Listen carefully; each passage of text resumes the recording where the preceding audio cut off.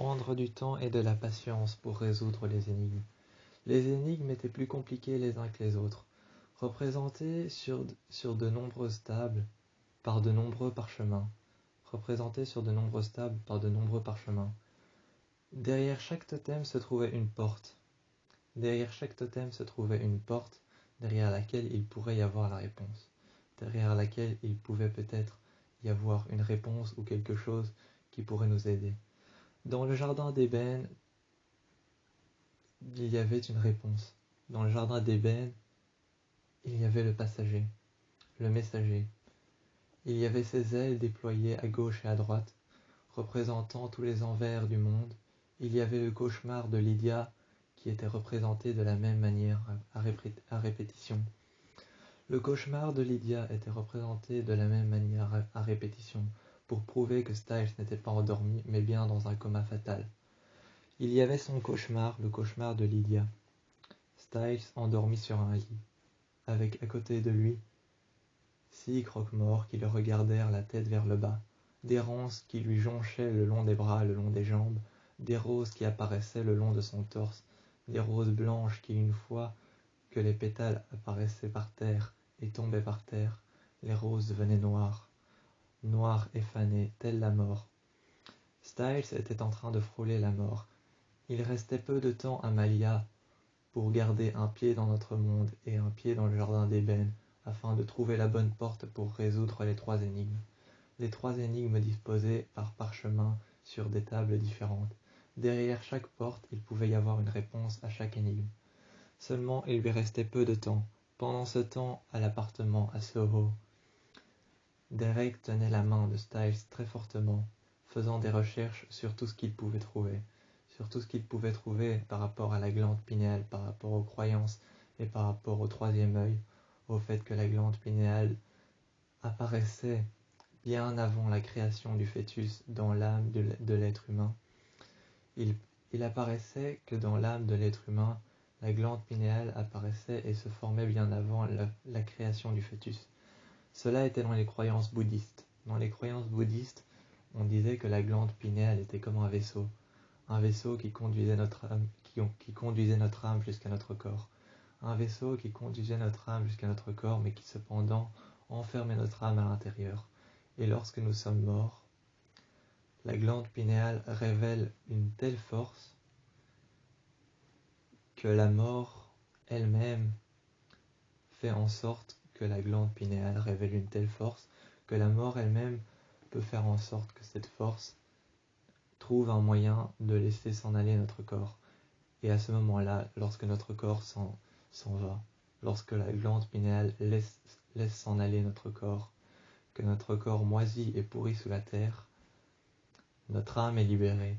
Et tel le vaisseau qu'il était avant dans la glande pinéale, les croyances bouddhistes savaient que lorsque la glande était libérée, que notre corps s'en allait, pourrissait sous terre, mais cependant était mangé par des animaux qui recréeraient un cycle naturel par-delà la vie, au-delà de la mort, eh bien, on savait que lorsque la glande pinéale était libérée, notre âme était libérée à l'heure de notre mort.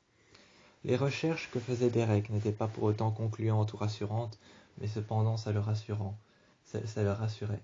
Rassurant Styles en tenant sa main, ça le rassurait de faire ses recherches, mais cependant pas concluantes ou cependant n'apportant pas grand réconfort à Derek. Il tenait la main de Styles appuyée sur son torse.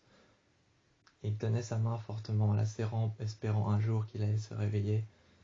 Malia n'avait qu'une seule solution, ouvrir toutes les portes une à une afin de trouver ce qui était la réponse des 3 énigmes. Pendant ce temps, Kira, avec son sabre, maintenait le portail ouvert. Avec son sabre, son katana qui venait d'être dégainé, elle maintenait ouvert le portail, le portail qui restait ouvert, qui cependant, Malia ouvrait un à un les portes qui se trouvaient derrière les totems. Un à un, les totems, elle les franchit par la porte arrière du totem des Kanima, la porte arrière du totem des Wendigo, la porte arrière du totem des Vortex, la porte arrière du totem des faits surnaturels, la porte arrière de totem du Kanima, tous les êtres surnaturels de Eken House et de la forêt de Eken House, surtout tous les êtres surnaturels de Beacon Hills étaient représentés sous la forme de totem. Chaque porte derrière détenait une réponse. Cependant, la bonne réponse était à trouver, car il y avait plus de totems qu'il n'y avait d'énigmes à résoudre. Il y avait plus de totems qu'il n'y avait d'énigmes à résoudre. Cependant, le soir où Styles s'est réveillé, le coma fatal était rompu, les énigmes ont été résolues, et ce soir-là, lorsqu'ils se sont réveillés, Styles s'est réveillé dans l'eau d'une piscine avec Derek lui maintenant le pectoral droit, l'embrassant et tenant ses mains sur ses côtes, tenant son pectoral droit. L'embrassèrent, et c'est alors que dans la piscine, ils finissèrent ses jours, tous les deux, et ils rentrèrent à la maison métamorphosés en loups. Métamorphosés en loups, c'est alors qu'à la piscine ils retournèrent le lendemain. Ils se tenèrent l'un contre l'autre, le torse contre le torse, les côtes contre les côtes, les deux mains l'une contre l'autre. Appuyés l'un contre l'autre, ils s'embrassèrent. Derek, sa tête contre son épaule, Styles la tête contre l'épaule de Derek. Ils se tenèrent l'un contre l'autre, s'embrassèrent, se tenèrent les côtes, du bas du corps jusqu'au haut du corps, ils se firent des câlins à l'intérieur de l'eau. Se tenèrent l'un contre l'autre, se serrant l'un contre l'autre, c'est alors que tous les deux ils se disent à l'oreille, l'un à l'autre ils se disent à l'oreille. Dans l'eau d'une piscine, ils se disent à l'oreille, se tenant l'un contre l'autre, par les côtes, par le torse, par le buste, ils se tenèrent et ils se disent à l'oreille qu'ils ne se lâchèrent plus jamais. La jeune louve se mit alors à plonger à elle-même, et c'est alors qu'à côté de ses deux parents, elle se mit à côté de ses deux parents. La jeune louve nagèrent avec ses quatre pattes, et c'est alors que Styles et Derek qui se tenèrent l'un contre l'autre, par les côtes, puis par les bras, par les côtes, ainsi que par la tête, tous les deux, les épaules les unes contre les autres, la tête par-dessus les épaules, se disant qu'ils n'allaient plus se lâcher. La jeune louve qui pataugeait et qui nageait à côté d'eux, tout autour d'eux, les regardant, prenant exemple sur eux. Ils se disèrent qu'à trois maintenant, lorsque Styles s'était réveillé de ce coma fatal, que cette force surnaturelle l'avait libéré et que son corps était enfin libéré de toutes ses forces, ils se disèrent qu'ils n'allaient plus se lâcher. La nuit était en train de tomber, cependant Soho était toujours illuminé par les luminaires et tout ce qu'il y avait d'autre. Les luminaires et tout ce qu'il y avait d'autre à Soho illuminèrent la nuit, mais cependant Styles et Derek se tenèrent l'un contre l'autre par les côtes, se faisant des câlins et se prenant l'un contre l'autre, s'embrassèrent à tout va dans l'eau. Les mouvements de l'eau reflétaient leur amour à travers chaque cascade et chaque ruissellement qu'il pouvait y avoir dans la piscine. Chaque cascade et chaque ruissellement qu'il pouvait y avoir dans la piscine reflétèrent leur amour infini qui reflétèrent à travers l'eau, leurs têtes et leurs épaules l'une contre l'autre. Ils se disèrent qu'ils n'allaient plus se lâcher. Se faisant passer du haut du corps jusqu'au bas du corps, les mains l'une contre l'autre, le torse l'un contre l'autre, le torse contre le torse, les côtes contre les côtes, la tête contre les épaules, la tête de Derek contre les épaules de Styles, la tête de Styles contre les épaules de Derek. Ils se disèrent qu'ils n'allaient plus se lâcher. Se faisant un câlin et s'embrassant, ils partirent et ils ne reviendraient plus jamais à cet endroit dans lequel ils ont fréquenté beaucoup trop longtemps. Cet endroit qu'ils ont fréquenté beaucoup trop longtemps, ce jardin d'ébène dont ils ne savaient pas qu'il était un entre-deux entre la mort et entre la vie. Plus proche que la mort que de la vie, cet entre-deux, ce jardin d'ébène était plus proche de la mort que de la vie. Pourtant, un entre-deux entre la vie et la mort, ils n'y reviendraient plus jamais car ils l'avaient fréquenté beaucoup trop longtemps. Cependant, ils étaient dans l'eau d'une piscine l'un contre l'autre, se tenant par les bras, se regardant dans les yeux un à un, se tenant par les bras, se tenant par les côtes, se tenant par le buste, la tête sur les épaules. Ils se regardèrent et se dirent qu'ils ne se lâchèrent plus jamais. Leur vie à Soho recommencèrent lorsque la lune apparaissait dans le ciel. Cette nuit-là, il s'avère que tous les trois ils allaient dormir d'un sommeil paisible et qu'il n'allait pas y avoir d'épreuve à enfreindre. Il n'allait pas y avoir d'épreuve à enfreindre, ni même à surmonter. Il savait que ce soir-là, à Soho, il s'avère que ce soir-là, tous les deux, ils pouvaient dormir paisiblement, sans même se douter qu'un être surnaturel ou maléfique pourrait s'en prendre à eux. Il s'avère que leur sommeil allait être paisible, et que leur sommeil allait être plus que lucratif le lendemain matin. Le lendemain matin, ce fut la même routine. Styles partit tôt chercher du gibier qui ensuite serait découpé par Derek, et qui ensuite serait dévoré par nos trois carnivores amoureux. Nos trois carnivores amoureux, d'un amour paternel pour la jeune fille, d'un amour paternel pour la jeune louve, d'un amour amoureux pour nos deux alphas.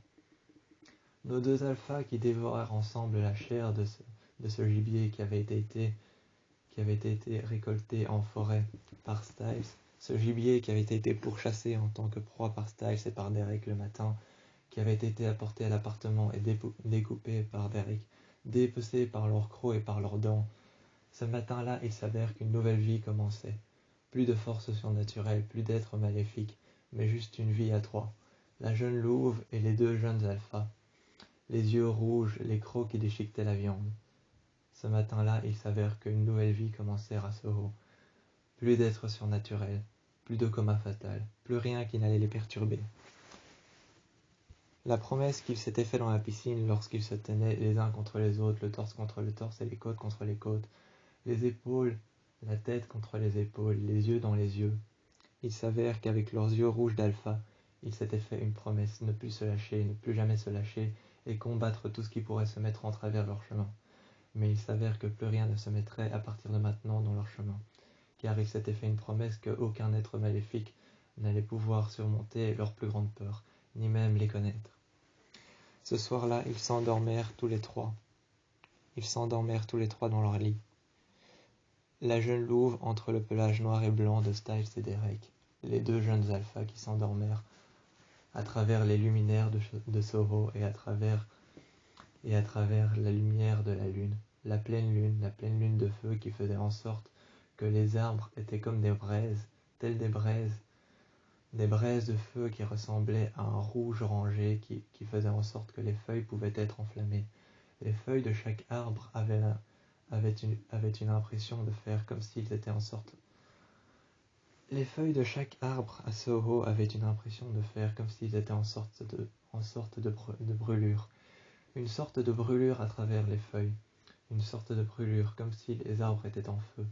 Comme si les arbres étaient en feu, comme si chaque brûlure qui pouvait apparaître sur chaque feuille était en train de brûler. Tout ça à cause de la lune de feu.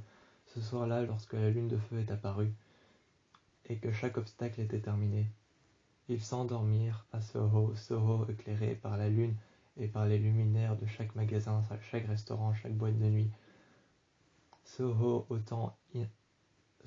qui était une ville autant animée la journée que la nuit, ils s'endormèrent ce soir-là, et à travers la grande vitre du loft, ils s'endormèrent et regardèrent la lune. À trois dans le lit, la jeune louve au milieu des deux pelages noirs et blancs. Elles s'endormèrent et ne se réveillèrent que le lendemain matin avec ses deux parents. Les deux jeunes alphas firent de même et fermèrent leurs deux yeux rouges. Fermant leurs deux yeux rouges, se regardant l'un dans l'autre, se tenèrent l'un contre l'autre, buste contre buste, côte contre côte. Ils s'endormèrent l'un contre l'autre, et la jeune louve entre leurs deux pelages noirs et blancs s'endormèrent ce soir-là. La pleine lune qui illuminait Soho était en train d'illuminer chaque luminaire était en train d'illuminer Soho. Chaque luminaire était en train d'illuminer à sa façon d'une couleur différente Soho. Soho qui était éclairé par la lune, la pleine lune de feu qui faisait en sorte que chaque arbre et que chaque pleine lune avait une manière d'éclairer différente. Cette manière d'éclairer différente qui était différente et qui faisait en sorte que Soho pouvait avoir l'impression de brûler.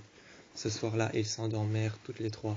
Et tous les trois, lorsque la pleine lune de feu faisait comme si Soho était en train de brûler.